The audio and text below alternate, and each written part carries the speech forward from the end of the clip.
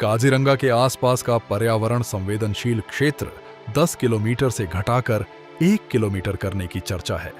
जंगल और इंसानी बस्तियों के बीच की दूरी घटेगी तो जानवर कहां जाएंगे और प्रकृति से ये दूरी मिटने की कीमत इंसान को कितनी भारी चुकानी पड़ेगी।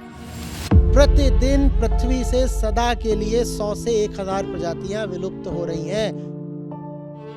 कौन सी पॉलिटिकल पार्टी अपने मैनिफेस्टो में इन प्रजातियों की बात कर रही है? मैं तो नहीं मारता। आप मारे उसके लिए जरूरी थोड़ी उसकी गर्दन काटें। आपने उसका घर काट दिया ना, वो मर गया। और हम बातें किन चीजों की कर रहे हैं? हम बहुत दो कौड़ी की चीजों की बातें कर रहे हैं। कोई जातीय मसले उठा रहा है, कोई धार्मिक कट्टरवाद उठा रहा है। 20-40 साल और है शायद, और ऐसा भी नहीं हुआ कि एक रात में मौत आ जाएगी। बहुत दुखद अंत होगा हमारा।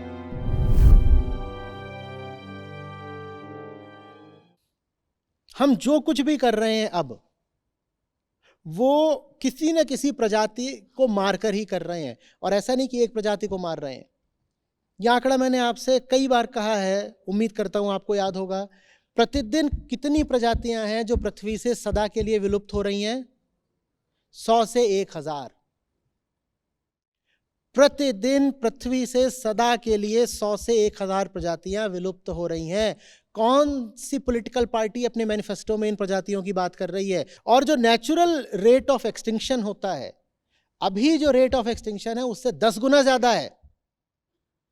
माने ये जितनी प्रजातियां हमेशा के लिए जा रही हैं, अभी कभी लौट के नहीं आएंगे, इनमें से 90% इंसान द्वारा मारी गई हैं। हमने उन्हें खत्म किया है। सिर्फ 10% हैं जो प्रकृति द्वारा खत्म हो रही हैं, बाकी सबको हम मार रहे हैं। हमारे हाथ खून से रंगे हुए हैं।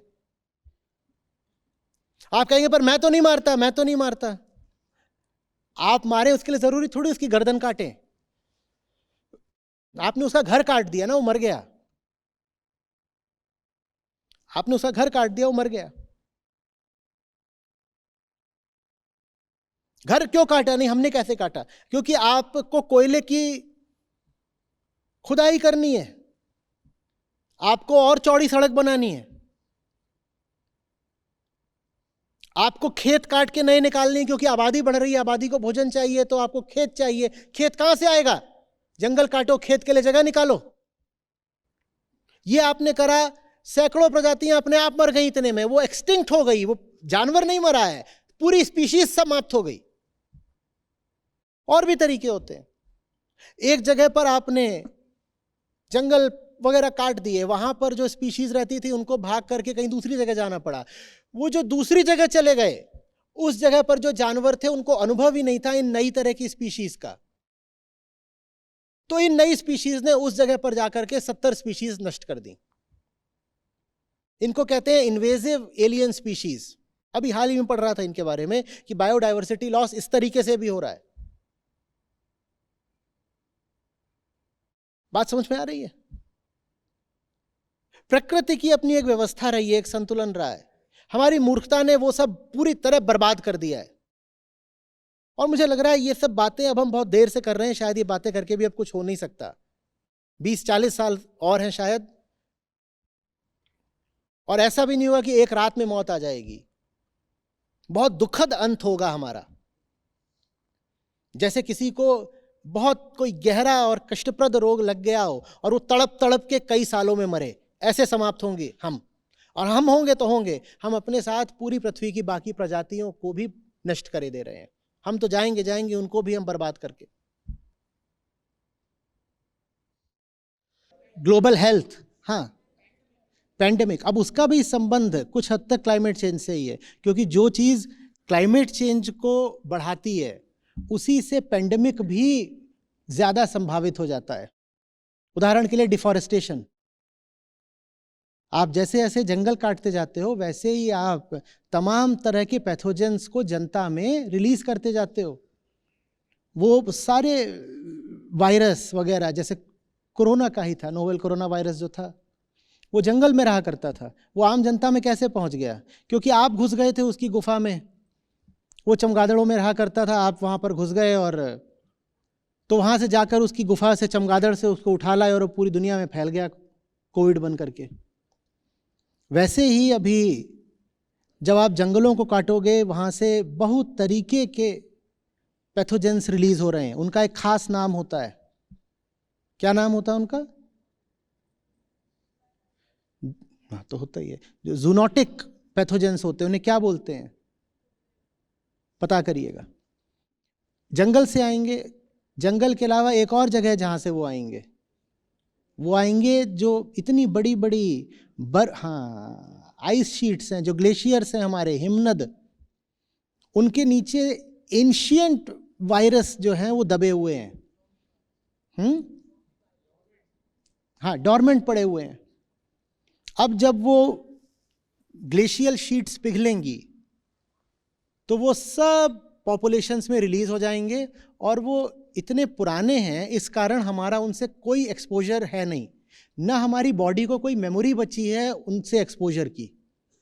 जब हमारी बॉडी को लाखों सालों से कोई मेमोरी ही नहीं है उन पैथोजन से एक्सपोजर की, तो हमारे पास फिर कोई इम्यूनिटी भी नहीं है उनके खिलाफ। आपकी बॉडी जिस वायरस से एक्सपोज रहती है उसके खिलाफ वो खुद ब खुद इम्यूनिटी डेवलप कर लेती है, पर कोई वायरस जब 1 लाख साल से था ही नहीं तो आपकी बॉडी के पास कोई इम्यूनिटी भी नहीं है। वो जानते हो कितनी बड़ी बात होती है?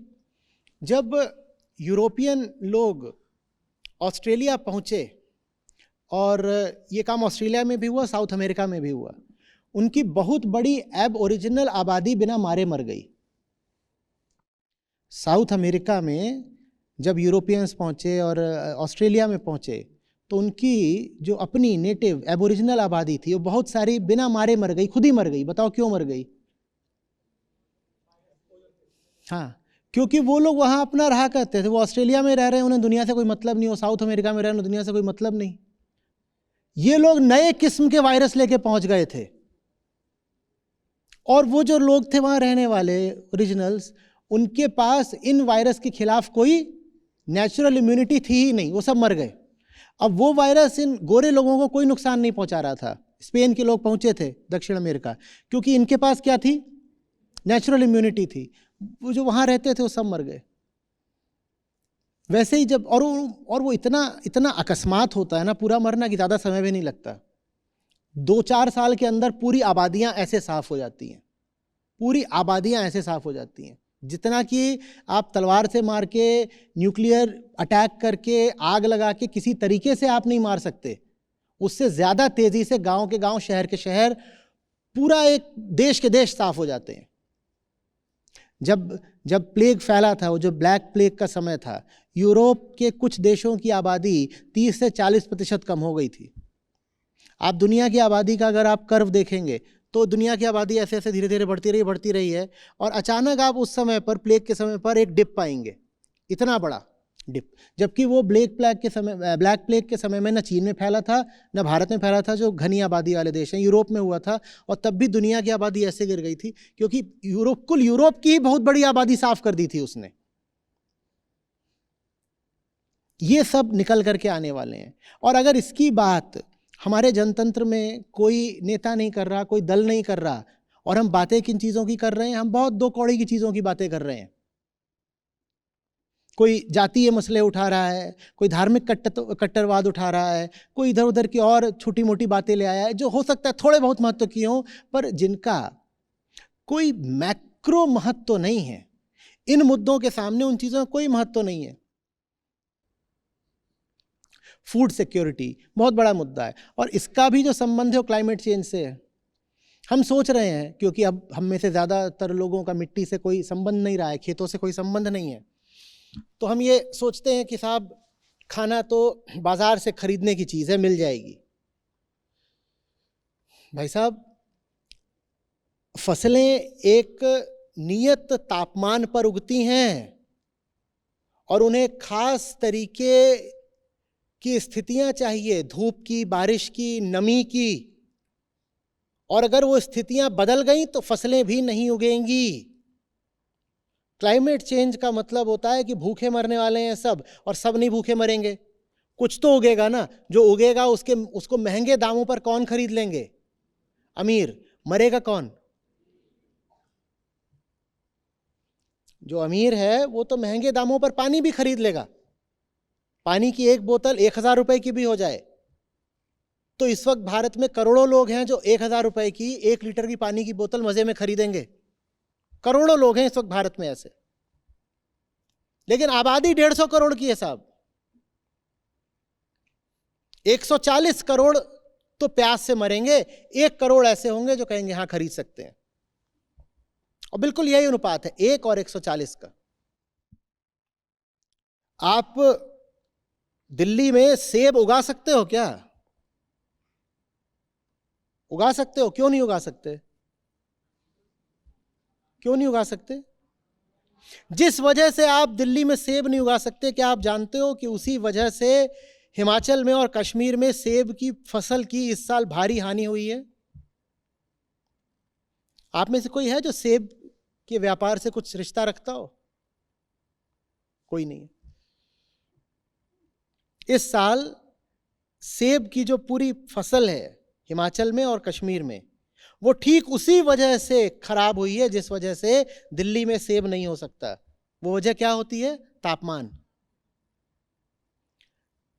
ग्लोबल वार्मिंग है ये, वार्मिंग, जिससे क्लाइमेट चेंज हो रहा है। पहले वार्मिंग है, वो वार्मिंग कई तरह के क्लाइमेट चेंजेस लाती है। और वार्मिंग का मतलब यह है कि पेड़ पे फल अब नहीं लगेंगे, खा लेना जहां से सेब खाना हो। कुछ समझ में आ रही है बात? ये थोड़ी सी बारिश ज्यादा हो जाए किसान की फसल का क्या होता है? क्या होगा?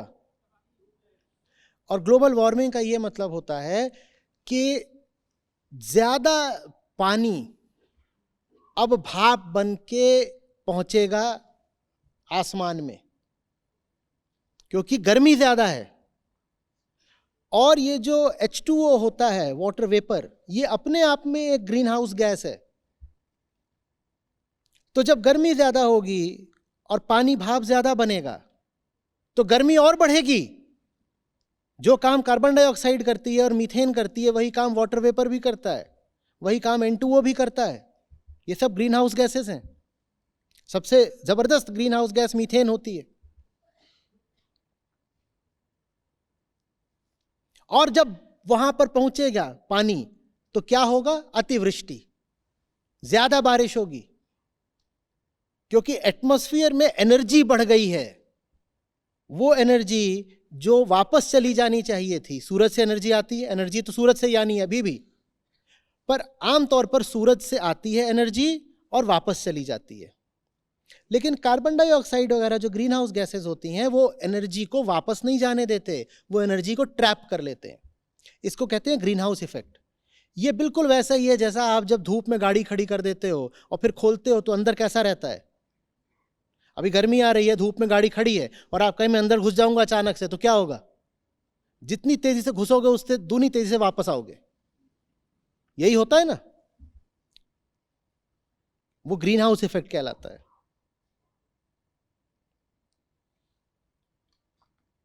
समझ रहे हो बात को? ज्यादा बारिश होगी, क्या खाने को मिलेगा?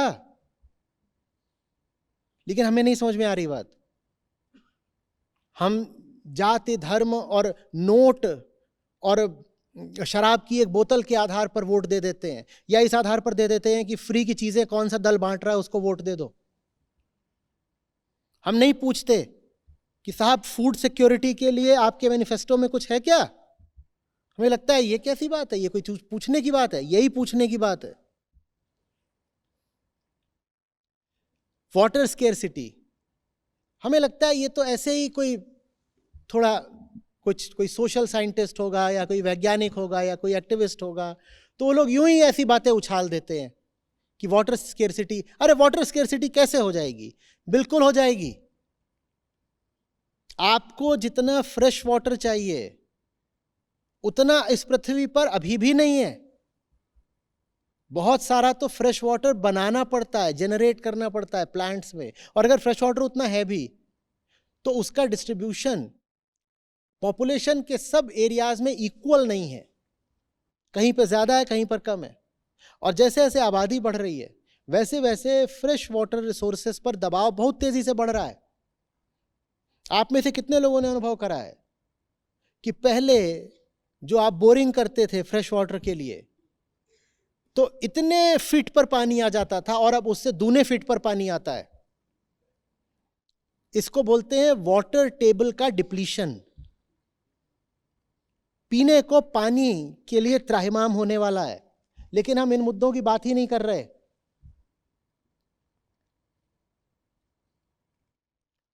ज्यादातर लोग ये मानने को भी तैयार नहीं है कि ये होने जा रहा है। अभी बीते दिनों क्लाइमेट चेंज पर एक चैनल पर एक वीडियो पब्लिश हुआ, कुछ ऐसा था कि बेहोश है मरेंगे शीर्षक था। उसमें कई लोगों की टिप्पणियां आई हुई हैं। आपको क्या पता ऐसा होने ही जा रहा है? हम न जाने किस मानसिक कल्पना लोक में रहना चाहते हैं। हम अपने आप को बताना चाहते हैं नहीं नहीं ऐसा कुछ नहीं है, ऑल इज वेल। साहब, all is not well, nothing is well at all.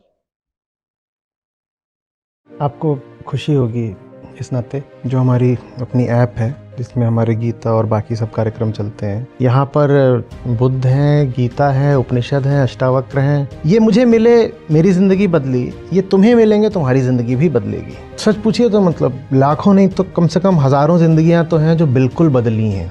2 lakh से अधिक गीता प्रतिभागियों के साथ जुड़े आचार्य प्रशांत ऐप पर पहला महीना बिल्कुल फ्री गीता मिशन का पूरा एक्सेस। ऐप पर आपको मिलेंगे नियमित लाइव सत्र, हर दिन आचार्य प्रशांत के विशेष संवाद, गीता कम्युनिटी का एक्सेस, गीता परीक्षा, चयनित समाचार, ऑडियो बुक्स, कोट्स और भी बहुत कुछ।